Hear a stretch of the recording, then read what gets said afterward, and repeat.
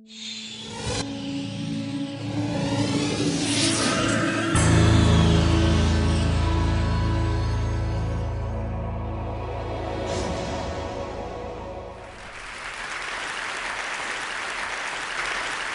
going to make an argument today that may seem a little bit crazy. Social media and the end of gender? Let me connect the dots. I'm going to argue today that the social media applications that we all know and love or love to hate are actually going to help free us from some of the absurd assumptions that we have as a society about gender.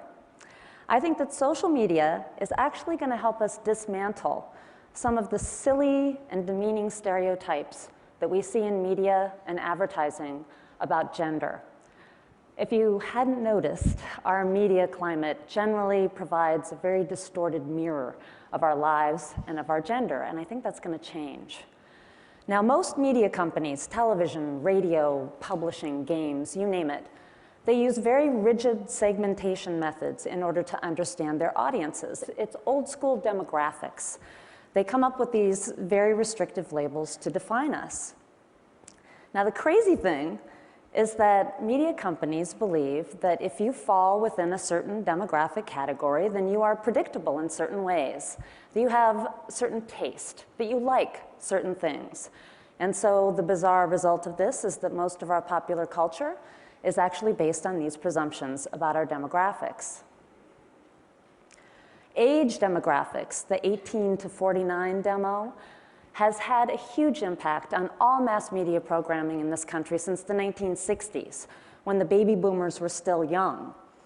Now they've aged out of that demographic, but it's still the case that powerful ratings companies like Nielsen don't even take into account viewers of television shows over age 54. In our media environment, it's as if they don't even exist.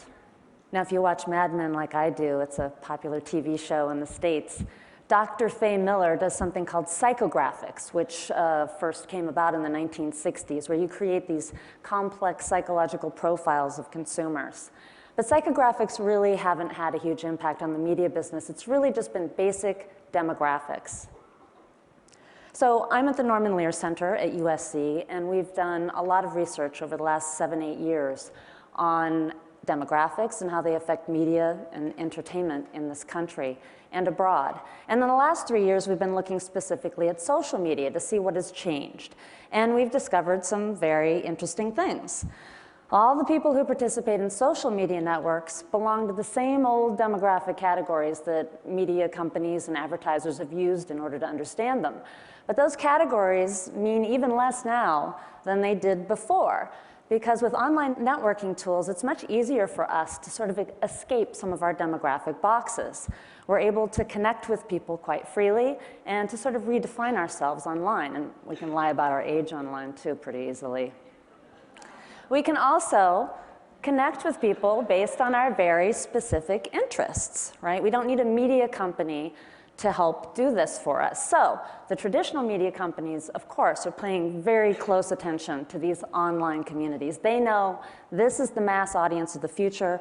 They need to figure it out. But they're having a hard time doing it because they're still trying to use demographics in order to understand them, because that's how ad rates are still determined. When they're monitoring your click stream, and you know they are, they have a really hard time figuring out your age and your gender and your income. They can make some educated guesses. But they get a lot more information about what you do online, what you like, what interests you. That's easier for them to find out than who you are. And even though that's still sort of creepy, there is an upside to having your taste monitored. Suddenly, our taste is being respected in a way that it hasn't been before. It had been presumed before. So when you look online at the way people aggregate, they don't aggregate around age, gender, and income. They aggregate around the things they love, the things that they like. And if you think about it, shared interests and values are a far more powerful aggregator of human beings than demographic categories. I'd much rather know whether you like Buffy the Vampire Slayer rather than how old you are. That would tell me something more substantial about you. Now, there's something else that we've discovered about social media that's actually quite surprising. It turns out that women are really driving the social media revolution. If you look at the statistics, these are worldwide statistics. In every single age category, women actually outnumber men in their use of social networking technologies. And then if you look at the amount of time that they spend on these sites, they truly dominate the social media space, which is a space that's having a huge impact, right, on old media. The question is, what sort of impact is this going to have on our culture? And what's it going to mean for women?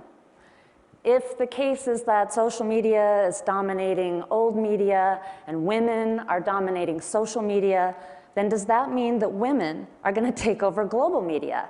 Are we suddenly going to see a lot more female characters in cartoons and in games and on TV shows? Will the next big budget blockbuster movies actually be chick flicks? Could this be possible, that suddenly our media landscape will become a feminist landscape? Well, I actually don't think that's going to be the case. I think that media companies are going to hire a lot more women because they realize this is important for their business. And I think that women are also going to continue to dominate the social media sphere.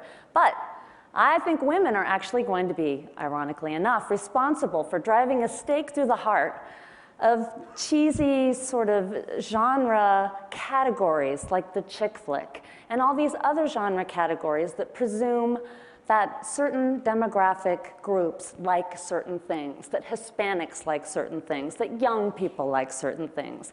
This is far too simplistic. The future entertainment media that we're going to see is going to be very data-driven, and it's going to be based on the information that we ascertain from taste communities online, where women are really driving the action. So you may be asking, well, why is it important that I know what entertains people? Why should I know this? Of course, old media companies and advertisers need to know this.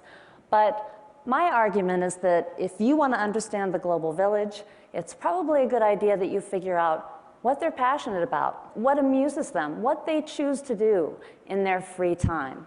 This is a very important thing to know about people. I've spent most of my professional life researching media and entertainment and its impact on people's lives. And I do it not just because it's fun. Actually, it is really fun, but also because our research has shown over and over again that entertainment and play have a huge impact on people's lives. For instance, on their political beliefs and on their health. And so if you have any interest in understanding the world, looking at how people amuse themselves is a really good way to start. So imagine a media atmosphere that isn't dominated by lame stereotypes about gender and other demographic characteristics. Can you even imagine what that looks like? I can't wait to find out what it looks like. Thank you so much.